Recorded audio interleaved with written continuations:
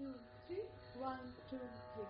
Phule, phule, dole, dole, bole ki bambe Dubai.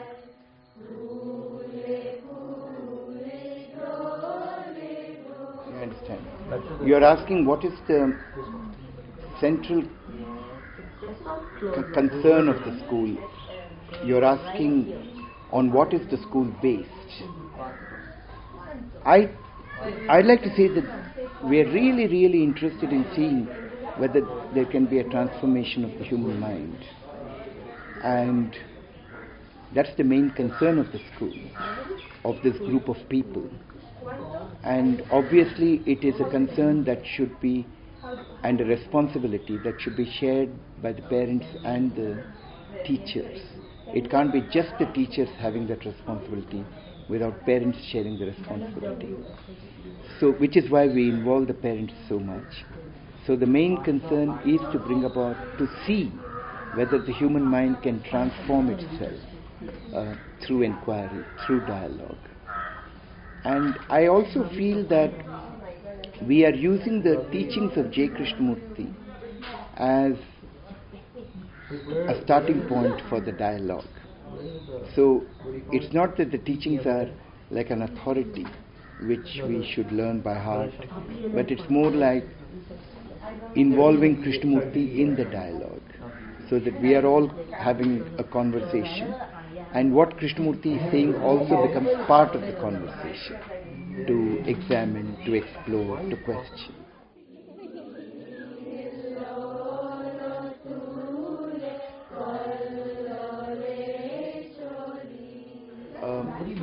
What we are doing nowadays is we have what is called an open day, when people who have applied to the school, they come on one day and we talk with them a little bit. And we explain to them that it's not just a school, but it's also a place where adults are learning together. So we ask them to come for some 8 or 10 meetings where we have dialogues like this. And then at the end of it, we want to have an intensive dialogue workshop with them, so that they really understand the seriousness of it. And only after that, see whether they should be part of the school or not. The children are not a problem. Only when they're much older, then you have to ask yourself, how will the student fit into the school? But if the students are quite young, it doesn't matter. They will come and become part of it. And at 13 years old, you do a special meeting. Yes, we have started having these special meetings at the age of 13, because we feel that the students are old enough now to understand a little bit more about the school. Till the age of 13, they are very young and you treat them like children. But when they are 13, we try to make it a special occasion, saying, let's meet together, read together about what this place is about. It's not that they should understand everything, but at least they get the feeling, oh, this education is something much more than just learning subjects or doing things that you like doing. It's also about learning about yourself. It's learning about what it means to be a free human being, and so on.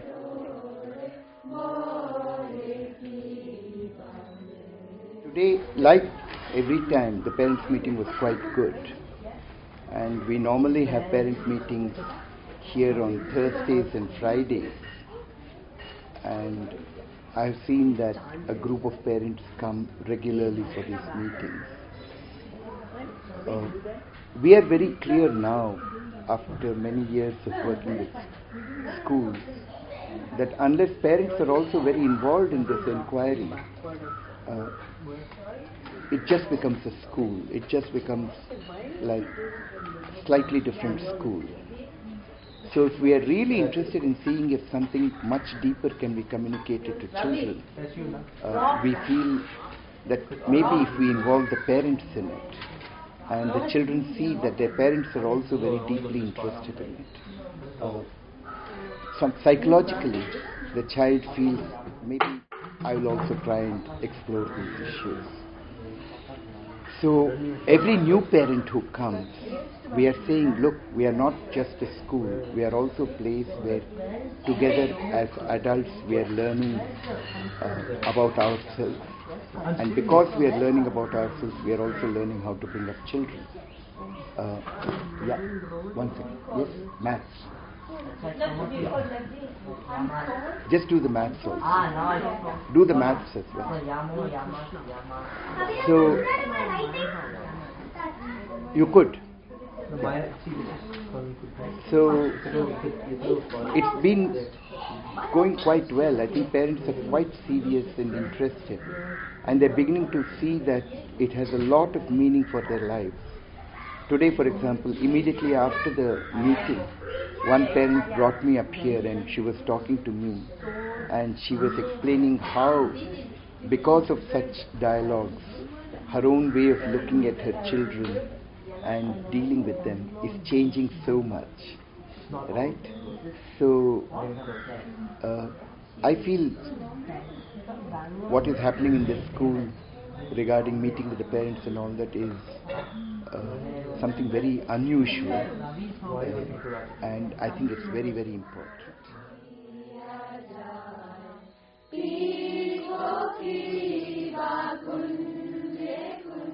You're asking why the school begins with silence in the bus. See, quite often it's very difficult to bring silence into schools because children are working the whole time. And very often in schools there's a little bit of silence after assembly, and that becomes very routine, it becomes very ritualistic. Even for the teachers and for the students, that kind of silence just becomes an automatic, mechanical thing to do. And we don't want silence to have that quality. I think being silent is, in a way, the starting point of learning to observe yourself. So it's not about silence, it's actually about listening, observing, being attentive. And we felt that if the day begins with that quality of silence and we try to talk about it in different ways, the students are getting in touch with something which is very important for their lives. Why do we do it from the bus? Because if they come chattering all the way to the very end point and then we say be silent, it's a little sudden. So we become quiet before. So by the time they come here, they're a little ready to be quiet. That's it.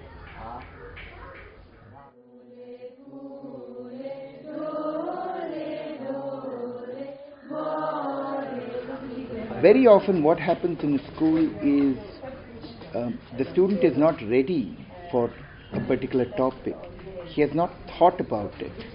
And the teacher introduces the topic. So many students, they get into the habit of just trying to absorb information. They're not thinking about it. But here, because there is that space for self-learning, when they come to discuss with you, they have thought about it. Maybe they have thought wrongly about it. But at least they have given some energy to think about it. So when you talk, immediately the brain is able to get a feel of it.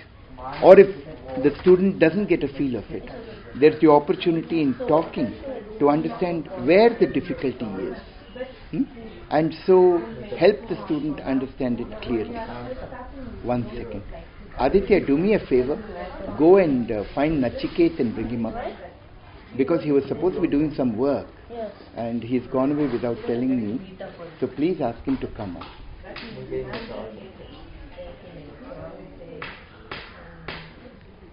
So there may be some other kinds of issues in self-learning. For instance, a child might get easily distracted. A child may not have the ability to sit quietly and work. So that we have to deal in different ways. Yeah. Walked where? To school. So school is the predicate. Right? The rain fell on the children. This is the rain. rain, not this Nadim. Here rain. First Nadim. First Nadim. Nadim Walk. is the subject.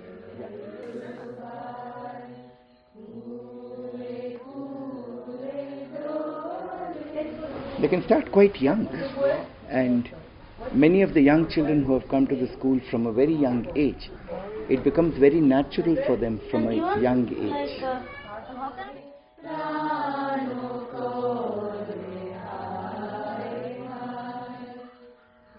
Interestingly, bullying happens in the school at a young age.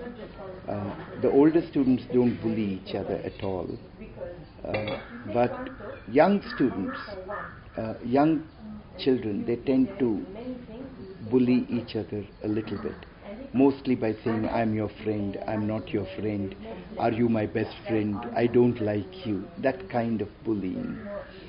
We talk a lot with them. We talk with them together a lot about this kind of bullying. And if some bullying becomes a lot, we might be talking every day.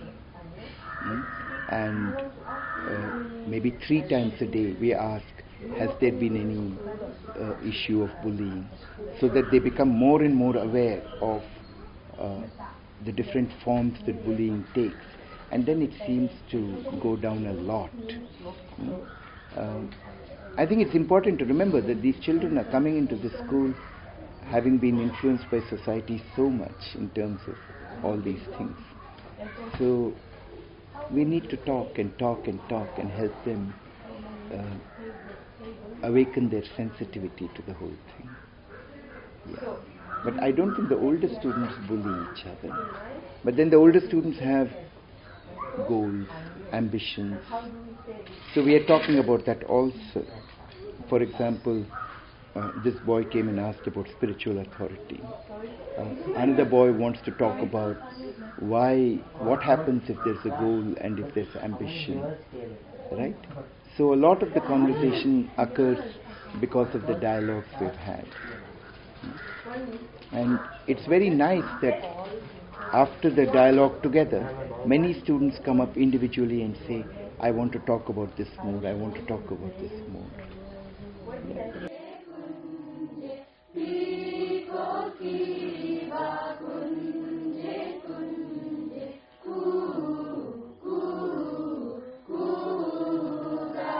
I think this is the first school where really there's no academic pressure, because each student is going at the speed that is right for him, and they do examinations only when they're completely ready for it.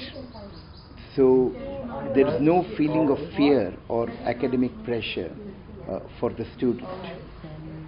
And if they stay on in the school for a longer time, I think they will begin to understand that the world is very complex and they have to live in this world without getting absorbed by it.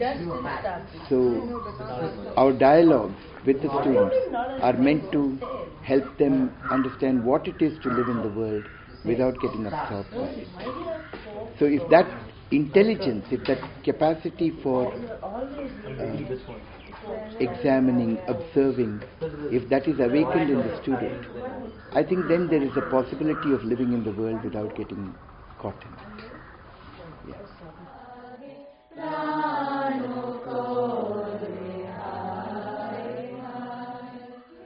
I think the most important thing about a school is that there should be a group of adults who are very deeply interested in the whole movement of life.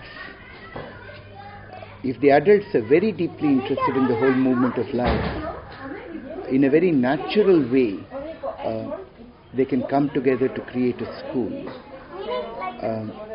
We should not worry too much about money, and we should not worry too much about having buildings and so on. I think schools can come up in a very simple way. This school started in just a rented house. We did not have any money at all, but the parents, whatever money they gave us as fees, we used that to rent the house, to buy things, So, if a group of interested people come together, I think they can do extraordinary things. Not only teachers, but parents as well. There's a lot of energy that gets released when people are really seriously interested in the whole movement of life. All the other things, studying, academics, and all that, I don't think that's a major problem. I think as you're doing it, you will find natural ways of helping a student learn. When you have taken away goal, when you have taken away authority, can you wait for a little while? I'll just finish my final. Finish our conversation. Yeah. And you try to remember where we went. And that map will not help you because that's not a map of Bangalore. That's a map of the whole of India. That's what you can find Bangalore. You can find Bangalore, but you will not find Gublala and all those places in that map.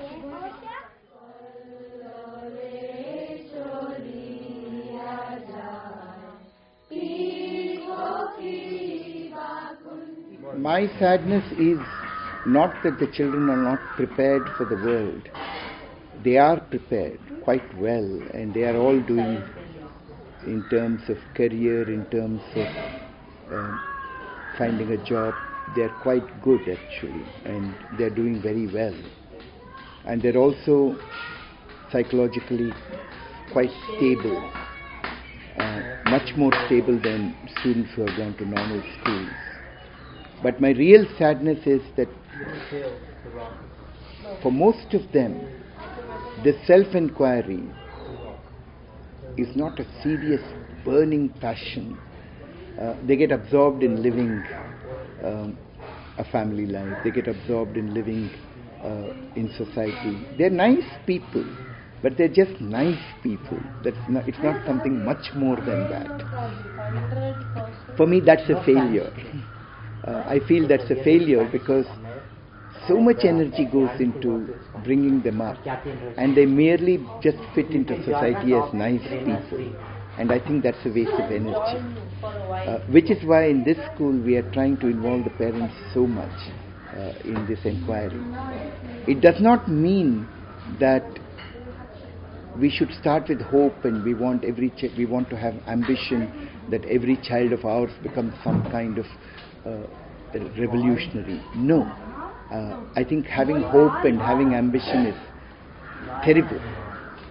But I'd like to see if some human beings at least can take up this question of inquiry very deeply and go to the very end of it.